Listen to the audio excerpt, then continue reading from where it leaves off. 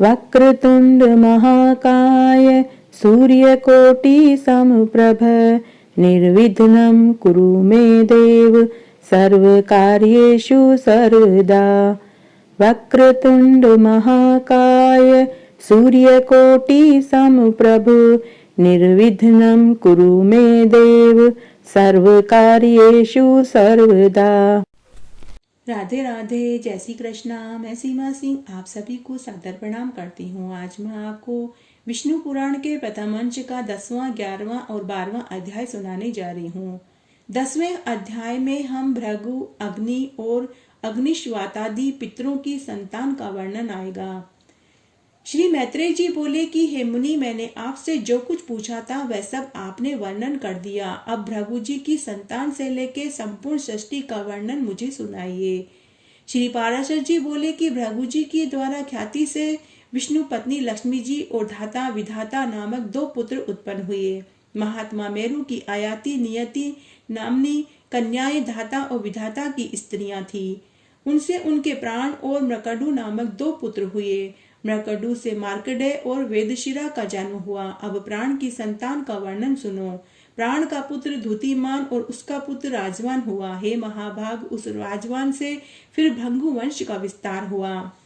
मरीचि की पत्नी संभूति ने पौर्णमास को उत्पन्न किया। उस महात्मा के विरजा और पर्वत 2 पुत्र हुए। हे द्विज, उनके वंश का वर्णन करते समय उन दोनों की संतान का वर्णन करूंगा। अंगिरा की पत्नी स्मृति थी। उसके सिनी वाली कुहू, राका, अनुमति नाम की कन्याएं हुई।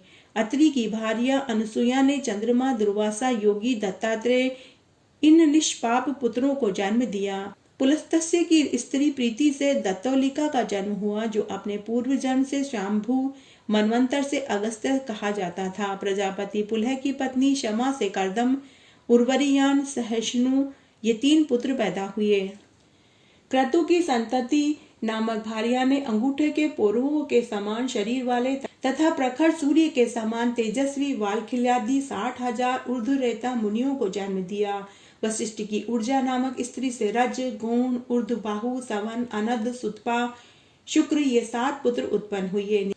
ये निर्मल स्वभाव वाले समस्त मुनिगण सप्त ऋषि हुए। हे द्विज, अग्नि का अभिमानी देव जो ब्रह्मा जी का श्रेष्ठ पुत्र है, उनके द्वारा स्वाहा नाम की पत्नी से अति तेजस्वी पावक, पवमान, जल को भक्षण करने वाला शुचि ये 3 पुत्र हुए। इन तीनों के 15-15 पुत्र क्रम से 45 संतान हुए। पिता अग्नि, उसके 3 पुत्रों को मिलाकर ये सब अग्नि ही कहलाते हैं। इस प्रकार कुल 49 अग्नि कहे गए। हे द्विज, ब्रह्मा जी द्वारा रचे गए जिन अनग्निक, अग्निश्वाता और साग्निक, बहर्षि आदि पितरों के विषय में तुमसे कहा था, उसके द्वारा श्रद्धा ने मैना और धारिणी नामक 2 कन्याएं उत्पन्न करी। वे दोनों ही उत्तम ज्ञान से संपन्न ब्रह्मवादिनी तथा योगिनी थी। इस प्रकार यह दक्ष कन्याओं की वंश परंपरा का वर्णन मैंने तुम्हें सुनाया। जो कोई श्रद्धा पूर्वक इसका स्मरण करता है, उसे कभी निसंतानता का दुख नहीं देखना पड़ता। अब मैं आपको 11वां अध्याय सुनाने जा रही हूँ। इस अध्याय में ध्रुव का वनगमन और मरीचि आदि ऋषियों से भेंट का वर्णन आता है। श्री पाराशर जी बोले कि हे मैत्रेय, मैंने तुम्हें श्यामभव, मनु के प्रियव्रत एवं उत्तानपाद नामक 2 महाबलवान धर्मज्ञ पुत्र बतलाए थे। हे ब्राह्मण, उनसे ये उत्तानपाद की प्रेयसी पत्नी सुरुचि से पिता का अत्यंत लाडला उत्तम नामक पुत्र पैदा हुआ। हे द्विज, उस राजा की जो सुनीति नामक राजमहिषी थी, उसमें उनका विशेष प्रेम न था। उसका पुत्र ध्रुव हुआ। एक दिन राज सिंहासन पर बैठे हुए पिता की गोद में अपने भाई उत्तम को बैठा देखकर ध्रुव की इच्छा थी कि गोद में बैठने की, तो ध्रुव की इच्छा भी अपने पिता की गोद में बैठने की हुई। किंतु राजा ने अपने प्रेयसी सुरुचि के सामने गोद में चढ़ने के लिए उत्कंठित होकर प्रेमवश आए हुए उस पुत्र का आदर नहीं किया। अपनी सोत के पुत्र को गोद में चढ़ने के लिए उत्सुक और अपने पुत्र को गोद में बैठा देखकर सुरुचि इस प्रकार ध्रुव से बोली, अरे लल्ला, बिना मेरे पेट से उत्पन्न हुए किसी अन्य स्त्री का पुत्र होकर भी तू व्यर्थ ऐसा प्रयत्न क्यों कर रहा है? तू अविवेकी है, इसलिए ऐसे अलभ्य उत्तमोत्तम वस्तु की इच्छा करता है। यह ठीक नहीं है। तू भी इन्हीं राजा का पुत्र है। यद्यपि तू मेरी कोख से पैदा नहीं हुआ है, समस्त चक्रवर्ती राजाओं का आश्रय रूप यह राज सिंहासन तो मेरे ही पुत्र के योग्य है।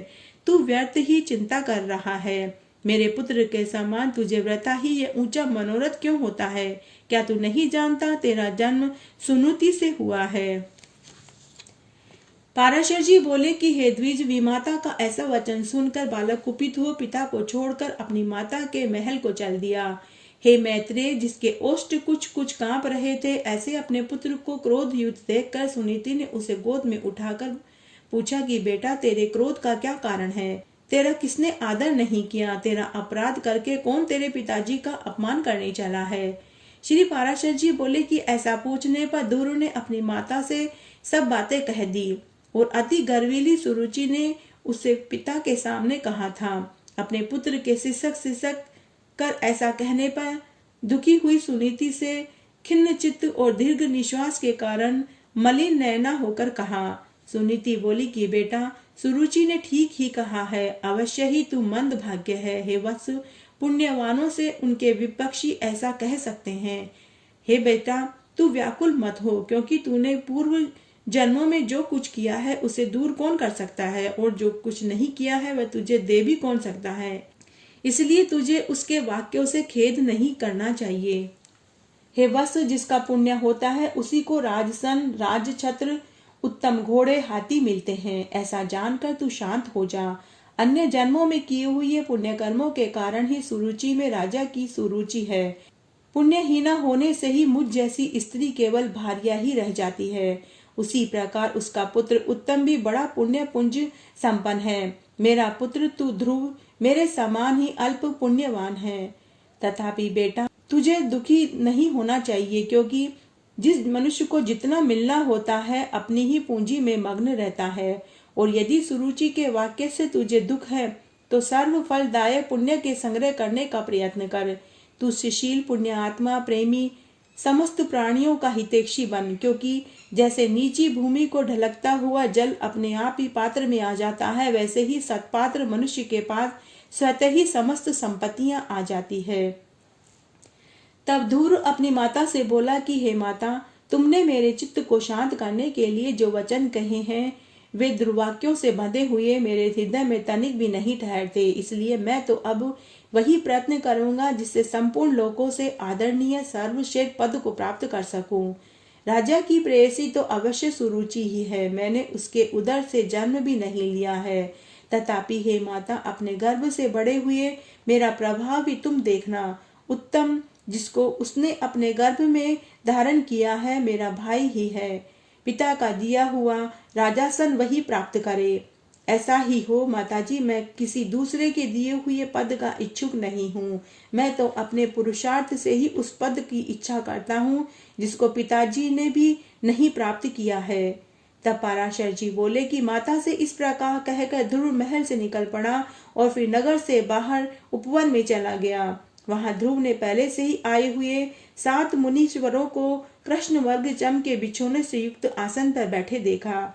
उस राजकुमार ने उन सबको प्रणाम किया। अति नम्रता समुचित अभिवादन पूर्वक उसने कहा। ध्रुव ने कहा कि हे महात्माओं, मुझे आप सुनीति से उत्पन्न हुआ राजा उत्तानपाद का पुत्र जाने। मैं आत्मग्लानि के कारण आपके निकट आया हूँ।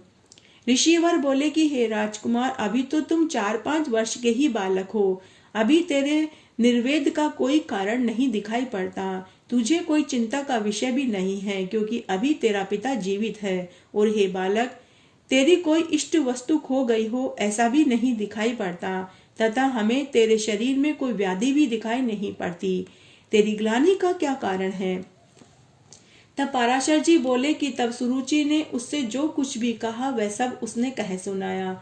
उसे सुनकर वह ऋषिगण आपस में इस प्रकार कहने लगे कि अहो, छात्र तेज कैसा प्रबल है, जिससे बालक में भी इतनी अक्षमा है कि अपनी विमाता का कथन उसके हृदय से नहीं टलता। हे क्षत्रिय कुमार, इस निर्वेद के कारण तूने जो कुछ करने का निश्चय किया है, यदि तुझे रुचे तो वह हम लोगों से कह दे। और हे अतुलित तेजस्वी, यह भी बता कि हम तेरी क्या मदद कर सकते हैं, क्योंकि हमें ऐसा प्रतीत होता है कि तू कुछ कहना चाहता है।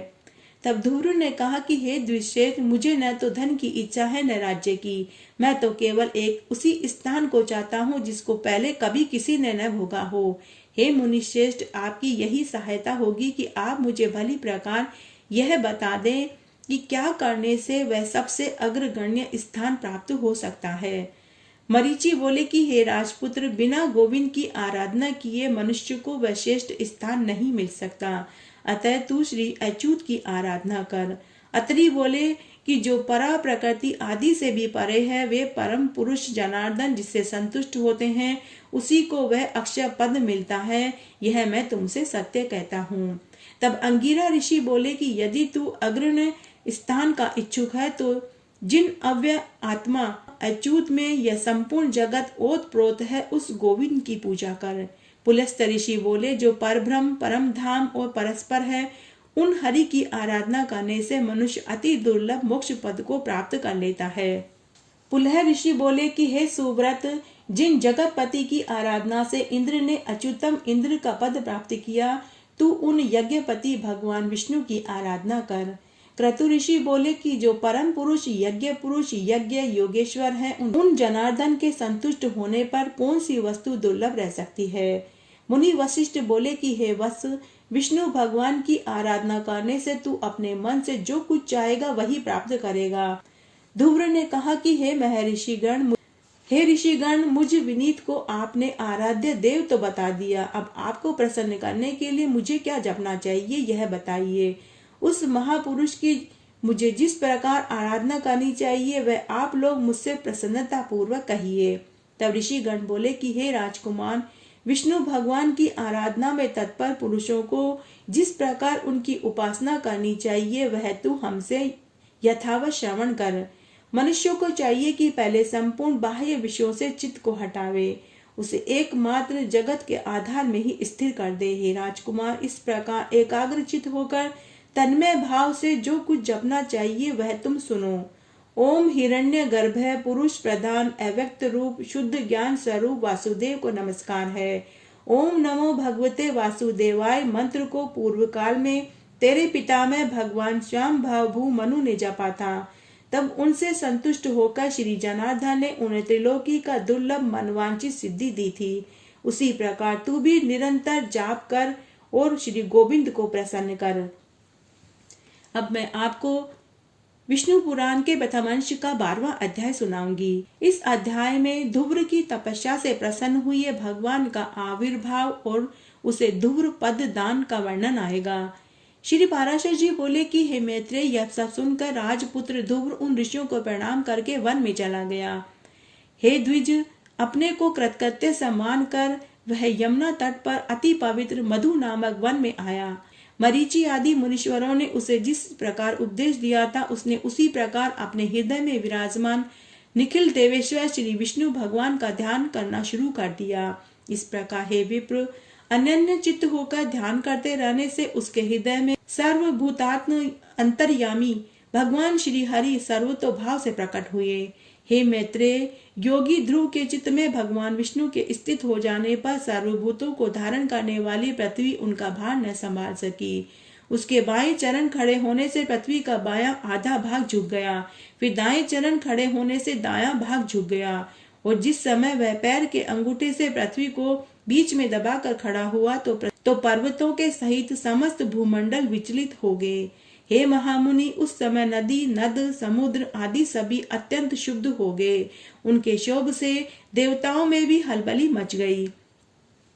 हे मैत्रेय, तब याम नामक देवताओं ने अत्यंत व्याकुल हो इंद्र के साथ परामर्श करके उसके ध्यान को भंग करने का आयोजन किया।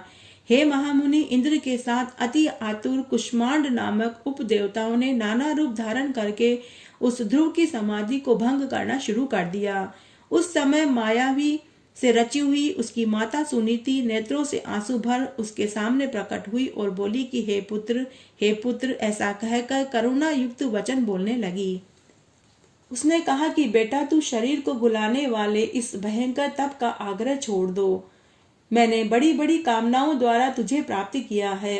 अरे, मुझ अकेली अनाथा दुखिया को सोच के कटु वाक्यों से छोड़ देना तुझे उचित नहीं है। बेटा, मुझ आश्रयहीना का तो एकमात्र तू ही सहारा है। कहाँ तो 5 वर्ष का तू और कहाँ तेरा ये अति उग्र तप। अरे इस निष्फल क्लेशकारी आग्रह से अपना मन मोड़ ले। अभी तो तेरे खेलने कूदने का समय है। बेटा, यदि आज तू इस तपस्या को नहीं छोड़ेगा तो देख, तेरे सामने ही मैं अपने प्राण त्याग दूंगी।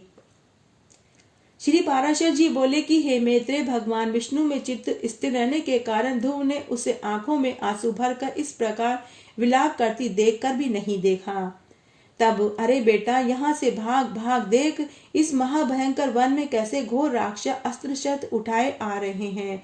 ऐसा कहती हुई वह चली गई। वहां जिनके मुख से अग्नि की लपटें निकल रही थी, ऐसे अनेकों राक्षसगण अस्त्र शस्त्र संभाले प्रकट हो गए। उन राक्षसों ने अपने अति चमकीली शास्त्रों को घुमाते हुए उस राजपुत्र के सामने बड़ा भयंकर कोलाहल मचाया। उस नित्य योग युक्त बालक को भयभीत करने के लिए अपने मुख से अग्नि की लपटें निकालने लगे। सैकड़ों शारियां घोर नाद करने लगी। वे राक्षसगण मारो मारो, काटो काटो, खाओ खाओ की आवाजें करके चिल्लाने लगे। फिर सिंह, ऊंट, मकर आदि के मुख वाले राक्षस प्रकट हो गए। परंतु भगवान के चित्त में लगा हुआ वह ध्रुव उन राक्षसों, उनके शब्दों, शारियों, अस्त्र शस्त्रों से कुछ भी नहीं डरा। वह राजपुत्र एकाग्र चित्त से निरंतर अपनी आश्रयभूत विष्णु भगवान को ही देखता रहा और उसने किसी को भी किसी प्रकार से भी दृष्टिपात नहीं किया। देवता बोले कि हे देवाधिदेव, हे जगन्नाथ परमेश्वर, हे पुरुषोत्तम, हम सब ध्रुव की तपस्या से संतप्त होकर आपकी शरण में आए हैं। हे देव, जिस प्रकार चंद्रमा अपनी कलाओं से प्रतिदिन बढ़ता है, उसी प्रकार वह भी तपस्या के कारण दिन रात उन्नत हो रहा है। हे जनार्दन, इस उत्तानपाद के पुत्र की तपस्या से भयभीत होकर हम आपकी शरण में आए हैं। आप उसे तप से निवृत्त कीजिए। हम नहीं जानते वह इंद्रत्व चाहता है या सूर्यत्व अथवा कुबेर का खजाना, वरुण, चंद्रमा के पद की अभिलाषा है। वह पता नहीं क्या चाहता है। अतः हे ईश, आप हम सब पर प्रसन्न होइए और उस उत्तानपाद के पुत्र को तप से निवृत्त करके हमारे हृदय का कांटा निकालिए। तब भगवान श्री हरि देवताओं से बोले कि हे सुरगणों, उसे इंद्र, सूर्य, वरुण, कुबेर किसी भी प्रकार का कोई पद की उसे अभिलाषा नहीं है। उसकी तो कुछ इच्छा है, वह मैं सब पूर्ण करूंगा। हे देवगणों, तुम निश्चित होकर इच्छा अनुसार अपने अपने लोक को वापस जाओ। मैं तपस्या में लगे हुए उस बालक को निवृत्त करता हूँ। श्री पाराशर जी बोले कि देवाधिदेव भगवान के ऐसा कहने पर इंद्र आदि सभी देवता उन्हें प्रणाम करके अपने अपने लोक को चले गए। सर्वात्मन भगवान श्री हरि ने भी ध्रुव की तन्मयता से प्रसन्न होकर उसके निकट चतुर्भुज रूप से जाकर दर्शन दिए और कहा। श्री भगवान बोले कि हे उत्तानपाद के पुत्र ध्रुव, तेरा कल्याण हो। मैं तेरी तपस्या से प्रसन्न होकर तुझे वर देने के लिए आया हूँ। हे सुव्रत, तू वर मांग। तूने संपूर्ण बाह्य विषयों से उपरत होकर अपने चित्त को मुझ में लगाकर जो तपस्या करी है, उससे मैं अत्यंत संतुष्ट हो गया हूँ। अब तू अपनी इच्छा अनुसार श्रेष्ठ वर मांग। श्री पाराशर जी बोले कि देवाधिदेव भगवान के ऐसे वचन सुनकर बालक ध्रुव ने आंखें खोली और अपनी ध्यान अवस्था में देखे हुए भगवान हरि को साक्षात अपने सम्मुख खड़ा देखा। श्री अच्युत को किरीट तथा शंख, चक्र, गदा, शांग, धनुष, खड़ग धारण किए हुए उसने पृथ्वी पर सिर रखकर प्रणाम किया और सहसा रोमांचित तथा परम भयभीत होकर उसने देवाधिदेव की स्तुति करी। ध्रुव ने कहा कि हे भगवान, आप यदि मेरी तपस्या से संतुष्ट हैं तो मैं आपकी स्तुति करना चाहता हूँ। आप मुझे बस यही वर दीजिए जिससे कि मैं आपकी स्तुति कर सकूं। हे श्री पाराशर जी बोलते हैं कि हे द्विजवर्य, उस जगतपति श्री गोविंद ने अपने सामने हाथ जोड़े खड़े हुए उस उत्तानपाद के पुत्र को अपने शंख के अंत भाग से छू लिया। तब तो एक क्षण ही वह राजकुमार प्रसन्न मुख से अति विनीत हो सर्वभूताधिष्ठान श्री अच्युत की स्तुति करने लगा। तब ध्रुव बोला, पृथ्वी, जल, अग्नि, आयु, आकाश, मन, बुद्धि, अहंकार, मूल प्रकृति, ये सब जिनके रूप हैं, उस भगवान को मैं प्रणाम करता हूँ जो अति शुद्ध, सूक्ष्म, सर्वव्यापक, प्रधान से भी परे हैं। वह पुरुष जिनका रूप है, उन गुण भोक्ता परम पुरुष को मैं नमस्कार करता हूँ। हे परमेश्वर, पृथ्वी आदि समस्त भूत, गंध आदि गुण, बुद्धि आदि अंतःकरण, दुष्ट तथा प्रधान पुरुष से भी परे जो सनातन पुरुष हैं, उन आप निखिल ब्रह्मांड नायक के ब्रह्मभूत शुद्ध स्वरूप आत्मा की मैं शरण हूँ। हे सर्वात्मन, हे योगियों के चिंतनीय व्यापक वर्धनशील होने के कारण आपका जो ब्रह्म नामक स्वरूप है, उस विकार रहित रूप को मैं नमस्कार करता हूँ। हे प्रभु, आप हजारों मस्तक वाले, हजारों नेत्रों वाले, हजारों चढ़ने वाले परम पुरुष हैं। आप सर्वत्र व्याप्त हैं और संपूर्ण ब्रह्मांड को व्याप्त कर 10 गुण महाप्रमाण में स्थित है। हे पुरुषोत्तम, भूत भविष्य जो कुछ भी पदार्थ है वे सब आप ही हैं। विराट, स्वराट, सम्राट, आदि पुरुष आदि भी सब आप ही हैं। वे ही आप इस पृथ्वी के नीचे ऊपर इधर उधर सब तरफ बड़े हुए हैं। यह संपूर्ण जगत आप से ही उत्पन्न हुआ है तथा आप से ही भूत और भविष्य है। यह संपूर्ण जगत आपके स्वरूप भूत ब्रह्मांड के अंतर्गत है, जिससे सभी पुराडाशों का हवन होता है। वह यज्ञ, दधि, घृत आदि 2 प्रकार के पशु आप ही से उत्पन्न हुए हैं। आप ही से ऋग्वेद, सामवेद, गायत्री छंद प्रकट हुए हैं। आप ही से यजुर्वेद का प्रादुर्भाव हुआ है। आप ही से अश्व और 1 और दांत वाले महिष और जीव उत्पन्न हुए हैं। आप ही से गाय, बकरियां, भेड़, मृग की उत्पत्ति हुई है। आप ही के मुख से ब्राह्मण, बाहुओं से क्षत्रिय, जंघाओं से वैश्य, चरणों से शूद्र प्रकट हुए हैं। आप ही के नेत्रों से सूर्य, प्राण से वायु, मन से चंद्रमा, भीतरी छिद्र से प्राण, मुख से अग्नि, नाभि से आकाश, सिर से स्वर्ग, छोत्र से दिशाएं, चरणों से पृथ्वी आदि उत्पन्न हुए हैं। इस प्रकार हे प्रभु, यह संपूर्ण जगत आप ही से प्रकट हुआ है। जिस प्रकार नन्हे से बीज में बड़ा भारी वट वृक्ष रहता है, उसी प्रकार प्रलय काल में यह संपूर्ण जगत बीज स्वरूप आप ही से लीन हुआ है। जिस प्रकार बीज से अंकुर में प्रकट हुआ वट वृक्ष बढ़कर अत्यंत विस्तार वाला हो जाता है, उसी प्रकार सृष्टि काल में यह जगत आप ही से प्रकट होकर फैल जाता है। हे ईश्वर, जिस प्रकार केले का पौधा छिलके और पत्तों से अलग दिखाई नहीं देता, उसी प्रकार जगत से आप पृथक नहीं है। वह आप ही में स्थित देखा जाता है। सबके आधारभूत आप में निरंतर आह्लादित करने वाली संधनी, विच्छेद रहित संवित विद्या शक्ति अभिन्न रूप से होती है। आप में आह्लाद या ताप देने वाली सात्विकी या तामसी, राजसी कोई भी संवति नहीं है, क्योंकि आप निर्गुण, आप कार्य दृष्टि से पृथक रूप और कारण दृष्टि से एक रूप हैं। अंतःकरण में आप ही महत्व, प्रधान पुरुष, विराट, सम्राट, सैराट आदि रूपों से भावना किए जाते हैं और पुरुषों में आप नित्य अक्षय है। आकाश आदि सर्वभूतों में सार अर्थात उनके गुण रूप आप ही हैं। समस्त रूपों को धारण करने वाले होने से सब कुछ आप ही हैं। सब कुछ आप ही से हुआ है, अतः सबके द्वारा आप ही हो, इसलिए आप सर्वात्मन को मैं नमस्कार करता हूँ। तब भगवान बोले कि हे ध्रुव, तुमको मेरा साक्षात दर्शन प्राप्त हुआ है, इससे अवश्य ही तेरी तपस्या तो सफल हो गई। परंतु हे राजकुमार, मेरा दर्शन भी तो कभी निष्फल नहीं होता, इसलिए तुझको जिस वर की इच्छा हो वह वर मांग। मेरा दर्शन हो जाने पर पुरुष को सभी कुछ प्राप्त हो जाता है। तब ध्रुव बोला कि हे भूत भवेश्वर भगवान, आप सभी के अंतःकरणों में विराजमान हैं। हे ब्राह्मण, मेरे मन की तो कुछ अभिलाषा है, वह क्या आपसे छिपी हुई है। तो भी हे देवेश्वर, मैं दुर्विनीत जिस अति दुर्लभ वस्तु की हृदय से इच्छा करता हूँ, उसे आपकी आज्ञा अनुसार आपके प्रति निवेदन करता हूँ। हे समस्त संसार को रचने वाले परमेश्वर, आपके प्रसन्न होने पर क्या दुर्लभ है। हे प्रभु, मेरी सौतेली माता ने गर्व से अति बढ़ चढ़कर मुझसे यह कहा कि जो मेरे उदर से उत्पन्न नहीं हुआ, उसके योग्य यह राजासन नहीं है। अतः हे प्रभु, आपके प्रसाद से मैं उस सर्वोत्तम एवं अव्यय स्थान को प्राप्त करना चाहता हूँ, जो संपूर्ण विश्व का आधारभूत हो।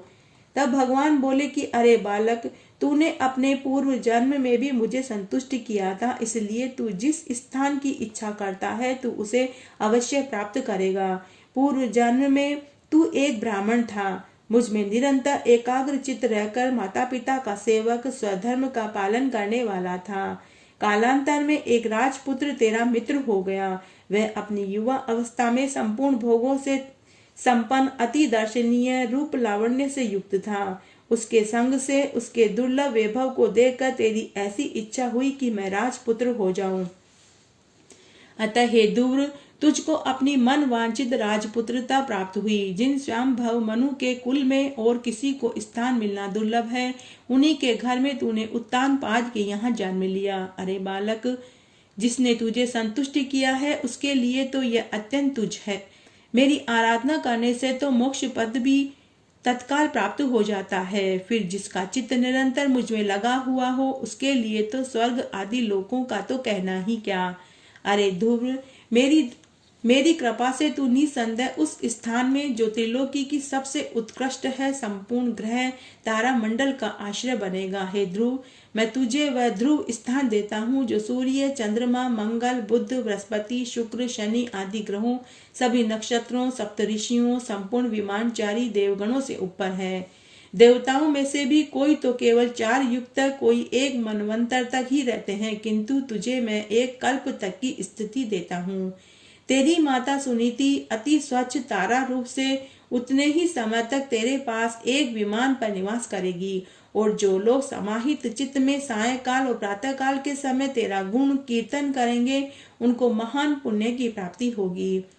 तब पाराशर जी बोले कि हे महामते, इस प्रकार पूर्व काल में जगतपति देवाधिदेव भगवान जनार्दन से वरदान पाकर ध्रुव उस अच्युतम स्थान में स्थित हुआ। हे मुनि, अपने माता पिता की धर्म पूर्वक सेवा करने से तथा 12 अक्षर मंत्र का महात्म्य और ताप करने से मान, वैभव, प्रभाव की वृद्धि देखकर देव और असुरों के आचार्य शुक्रदेव ने यह श्लोक कहा। अहो, इस ध्रुव के तप का कैसा प्रभाव है, अहो इसकी तपस्या का कैसा अद्भुत फल है, जो इस ध्रुव को ही आगे रखकर सप्तऋषिगण स्थित हो रहे हैं। इसकी यह सुनीति नाम वाली माता भी अवश्य ही सत्य और हितकर वचन बोलने वाली है। संसार में ऐसा कौन है जो इसकी महिमा का वर्णन कर सके, जिसने अपनी कोख से इस ध्रुव को धारण करके त्रिलोकी का आश्रयभूत अति उत्तम स्थान प्राप्त कर लिया है, जो भविष्य में भी स्थिर रहने वाला है। जो व्यक्ति ध्रुव के इस दिव्य लोक प्राप्ति के प्रसंग का कीर्तन करता है, वह सब पापों से मुक्त होकर स्वर्गलोक में पूजित होता है। वह स्वर्ग में रहे अथवा पृथ्वी में कभी अपने स्थान से च्युत नहीं होता तथा समस्त मंगलों से भरपूर रहकर बहुत काल तक जीवित रहता है। इस तरह आज मैंने आपको यह महात्म्य सुनाया। आशा करती हूँ यह आपको जरूर पसंद आएगा। मेरे साथ बने रहने के लिए आपका धन्यवाद। आगे के महात्म्य के लिए भी आप इसी तरह मेरे साथ बने रहें। धन्यवाद।